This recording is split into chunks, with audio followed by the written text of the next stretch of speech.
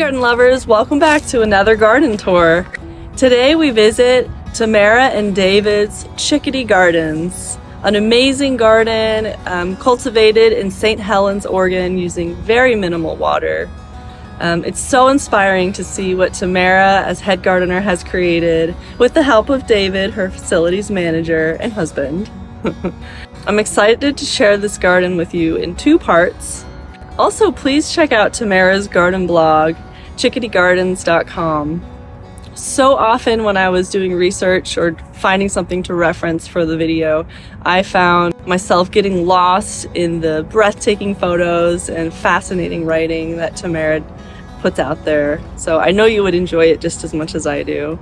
So enjoy part one of our Chickadee Gardens landscape tour, the Labyrinth Garden. So come with me as we go over the fence.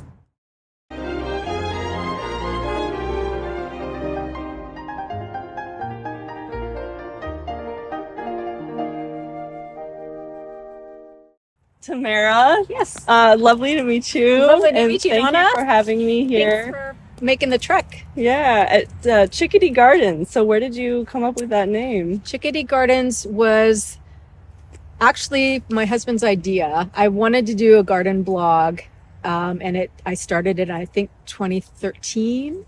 And it's because primarily at the time we were living in Portland, I was heavily involved in the backyard habitat certification program through its partnership through Audubon and Columbia Land Trust. Okay. And we got platinum certification through that. So I was really interested in habitat for wildlife, for birds especially. And we love the chickadees. And I mean, it's such a cheerful bird and such a That's cheerful... not one right now, is it?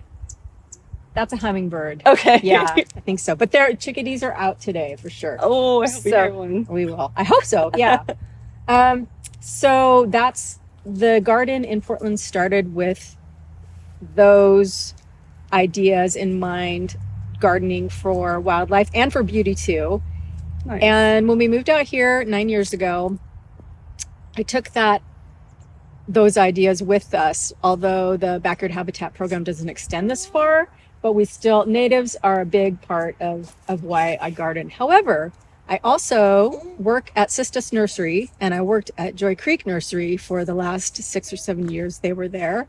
They were open, and I had access to a ton of really cool plants. Nice. So it's a mix of ornamentals that are not invasive and native plants, shrubs, everything. I love it all. When we started 9 years ago, there was nothing here but the mature trees that you see. It was literally field grass and blackberries, and that was it. So it's been a mighty journey over the last 9 years, and we're always expanding.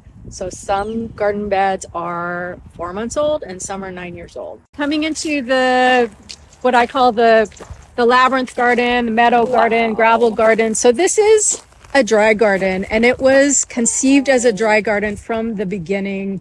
And there's no irrigation. Whatever watering happens because I hand water out here. And I don't do it very often in this part of the garden. Really, it starts in July, and it's not very often. It's like once a week, maybe, in the hottest part of the year, and I've backed off completely now. Wow. So, the plants out here have to be really resilient, and I've had losses just like anybody, but what's here now seems to be a good balance. A lot of this right here is I let things self-sow and come and go. A lot of these are native aster, the Douglas aster, Symphotrichon subspicata. Okay. And then this is Amsonia hubrichtii. Nice. It's a nice southeast U.S. native Arkansas blue star, which has this incredible golden foliage in fall. Yeah, it's great to see the color change. Yeah. So grasses, this is primarily herbaceous perennials and grasses in here, and then as you move that way there are more shrubs and things. But Wow. this is absolutely not a formal garden. It's very kind of scruffy around the edges. I appreciate formal gardens. I appreciate all kinds of gardens, but the land kind of directed me towards what I felt like it felt naturalistic. I didn't want to force a tropical garden on this much land. I mean, this is 2 acres, so it would look kind of out of place. I understand if, you know, like in my Portland garden, it was so small that I could manage some high maintenance kind of stuff. But this is just us. It's just David and myself. So it can't be that. And I like the look of sort of a more naturalistic garden. It moves my spirit more.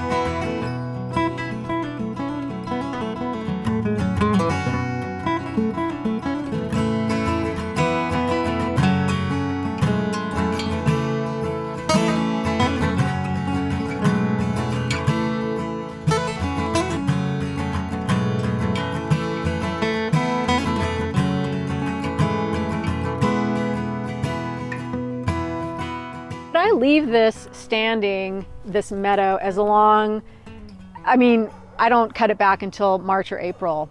So I leave as much of it as possible for the birds. They love to forage. They love to hide in there in winter, and seeds provide food for them.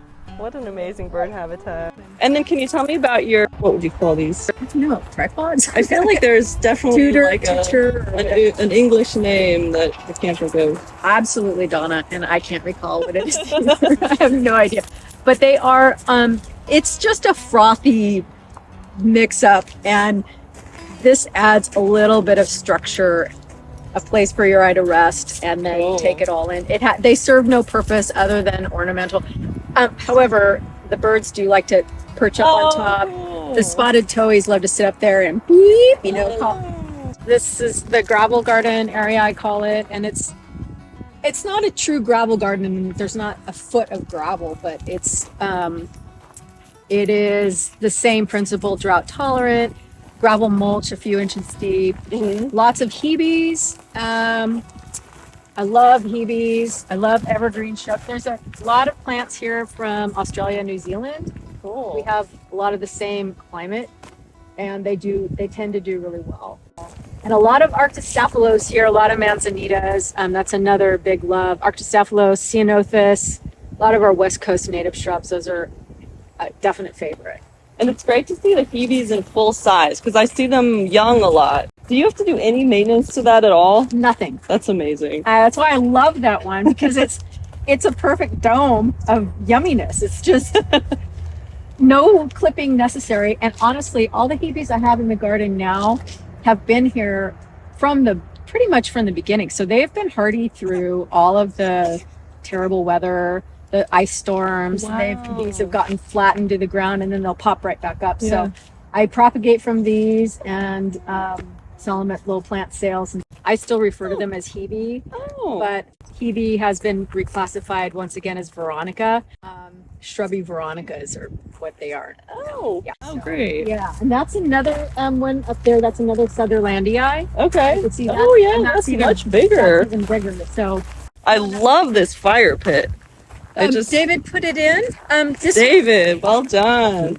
This was, I mean, honestly, it was just field grass. There was nothing here, so we sort of terraced a little bit. We did a little bit of mounding and carved this out to do the little kind of rock wall, and then David built the fire pit, which we don't really use, but it's a nice focal point. And it seems like you could make a massive fire in here. I think we could. I think we could. This ground cover is delicious. Yes, it's creeping thyme. Okay. Yeah. Wow. It's a good one. Is that a grevillea? Close. It's a callistemon. Callistemon. Okay. Yes. Callistemon. Uh-huh. I should say it like you say it. Oh, there's no wrong way. It's okay. You say callistemon, I say callistemon. Quite pokey. It is very pokey and kind of scraggly. It's another one of those Australia, New Zealand plants. It's evergreen. The birds really like it. The little birds can hide in it, which is you know, an unexpected benefit. And you put this perfect bird feeder here. Yeah, the little chickadees, they love that one. I saw another hebe that I absolutely adore. Yeah, and it's this one right here. Carol Golden-esque. I have several in the garden. There are, probably 8 or 10 of them around. I love that. It kind of reminds me of a conifer. It does. And this one, if you want to see another one that looks like a conifer. So this is Hebe suppressoides. So like cypress-like, or evergreen-like, but you'd never know it was a Hebe. It doesn't. It stumps a lot of people, but it's a really good one. This is another Carol Golden-esque. It's great that you have them together, planted together, and you can really see the difference. The golden is very golden. It is, and it reads very green on a gray January day. It's the prettiest thing to look out the window and see this. It looks vibrant green compared to some of the silvery foliage plants that I have in the garden. These are both Arctostaphylos St. Helena. That one is Sentinel, and there are many others throughout. Cool. Yeah. I just love when they get big. Yeah. How old would you say this one is? That is, I think probably from 2017, 2018. I planted it. Okay. So 6 years or so. And this one is older. This is one of the first ones that I planted. And honestly, when I planted it, I expected it to be more upright and less of a. She's a wide gal, and it's kind of gotten a little awkward, but I love it, so that's okay. We'll deal with it. Beautiful. Okay, so what do we have here? This is a salix. It's a willow. The desert? It's not willow? No? No. Its common name is rosemary willow. Oh. And it is My first reaction was to smell it. But. I know. It has that effect on people. It is a deciduous shrub, and I've limbed it up. In other words, cut off the lower branches so that it has more of a canopy. Beautiful. And it's been surprisingly drought tolerant, and this is the the center of the dry garden, and willows typically like wet, you think of them at the edge of a river or something like that, but this has been incredibly resilient to the lack of water. And I'm experimenting. How far can I push the envelope? How much does it how much can it take? And it gets a good drink, a couple 3 times in summer, but that's about it. Wow. It's beautiful yellow foliage, and it'll turn yellow late in the season. And it's a great beautiful. And the way it catches the wind is just gorgeous. It's nice. And I like how you planted it with this shrub here. Yeah, and they're alike but different. So people get them confused. This is Olearea dartonii, and it's an evergreen shrub. Daisy bush is the common name, and it's from Australia, and it's evergreen. But okay, here's how resilient this has been for me. I know it hasn't been for everybody, but for me, it completely defoliated after the January weather, the bad, really super cold temps that we all experienced just this last year, beginning of this year. And within about 3 weeks, it completely refoliated. So it regenerated, and it's deciduous. It's evergreen. So for it to have that much vigor that quickly, I was pretty impressed. Yeah. And the maple here is really putting on a show. It is starting. There are 3 on the property, and that is actually one of the rare few things that was here when we moved in.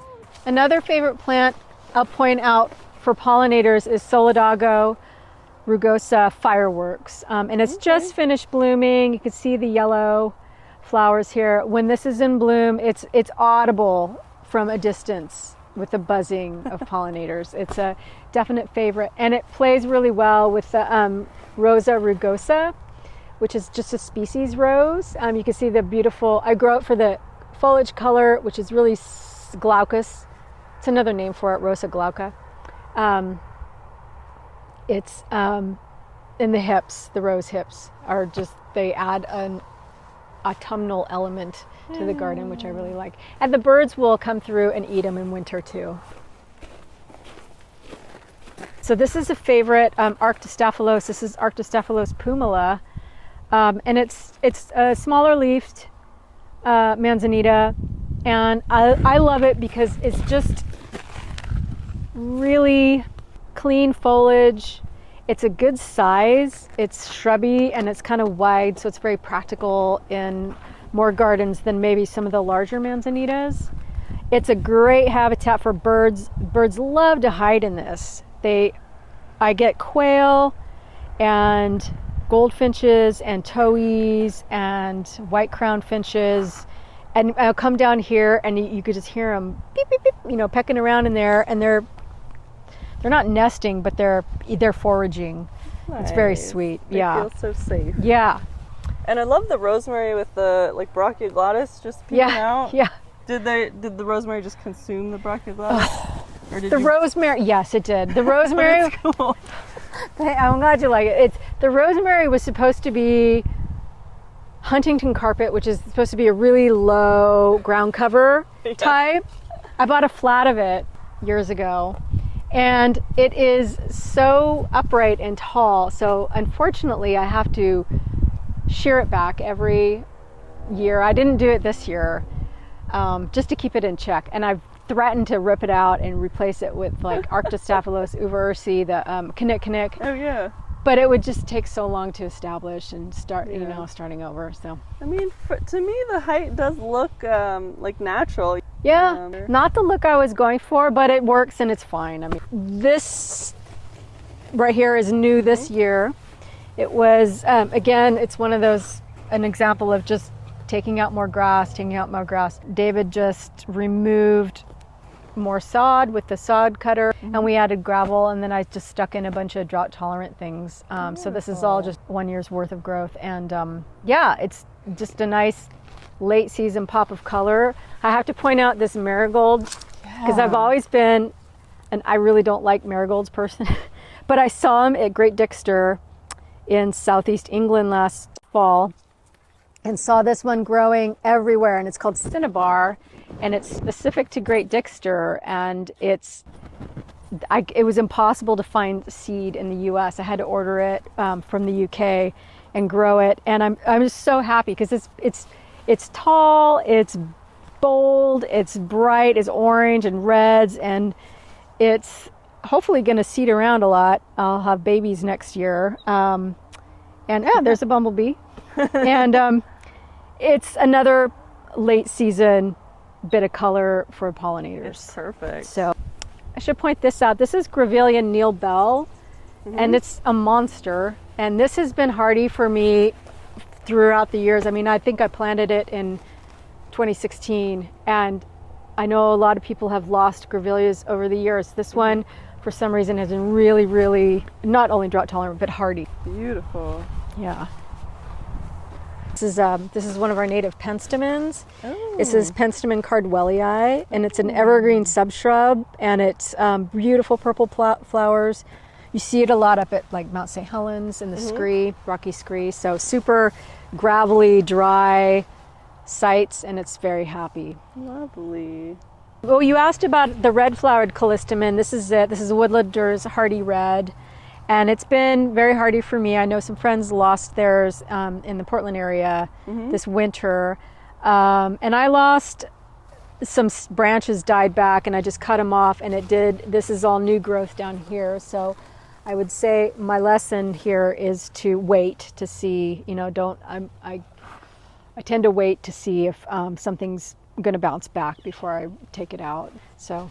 And a little bit on the lazy side, I guess. One of the things I learned at this flower farm I just visited is just how you can coppice things. And just yeah, it's amazing how resilient plants are, especially if the roots are established in a plant. Here's case in point. Before we even moved here, I had bought 4 olive trees, knowing I was going to plant them out. So I planted them in that January 2016, and they grew, they were happy, and then the following 16-17 winter was the worst winter I've ever seen. I mean, we had feet and feet and feet of snow and ice, and all 4 of them died to the ground. And I cried a lot because they were expensive, and I had all these visions of these beautiful, Mediterranean olives, and I left them. Partially because I was too heartbroken to do anything, but also there was a glimmer of hope. And sure enough, every one of them from the roots regenerated. And I can show them to you now. They're this tall, and they're perfectly happy. And that's a really new plant in the ground, so it wasn't even established. It'd only been in the ground a year. So plants are pretty amazing, So these are Tucurium camedris, the wall germander. It's an evergreen subshrub. They can be pruned. They're so tough. Full sun, no water, bumblebees everywhere. When they're in bloom, it is the bumblebee hotspot. And so that seems like a favorite of yours. I've seen it a lot around the garden. Yes, because it's so easy, and it's evergreen, and it's prunable. They have a purple pink color to them. And I leave them like this with the spent flower spikes through winter, and then in March I'll come through and shape them as needed. You don't have to, but it just kind of helps keep them a little more contained. Oh, wow. Oh, this is great. Your sea. Yeah. This is beautiful. Thank you. Again, it was just, honest to God, it was just field grass all the way as far as the eye could see. And we kind of carved out that path over there, that's where the gravel is, and then this path here, and mounded it up. And I just wanted sort of a calming place for the eye to go, because there's so much to see in the garden, in the Labyrinth garden, in the gravel gardens, etc. So I wanted some simplicity closer to the house. So this is just grasses. It's carex, carex comans, frosty curls, or just carex comans. And they seed around, they kind of come and go throughout the seasons. And then this is Stipa gigantea, and it's about at the end of its blooms, but it's still very pretty to have what's left of the flowers catch the light. These are all, and the spiky ones, these are all Muhlenbergia rigens or rigens deer grass. It's a West Coast native grass. It's evergreen, gets these great spikes. They're kind of silvery, and if there's a frost, they just sparkle in the light. It's just, I love it. Well, Tamara, thank you for inviting us to this safe haven for the critters, and it's just been so beautiful to see it with the sun shining on all these amazing plants. It's been such a delight meeting you all and your lovely family. Yeah. My loud family. They're not loud at all. Sweet baby. David's nodding. Thanks for having us on Over Thank the you for Fence. coming. Yes. They do. Yeah. I think they are a little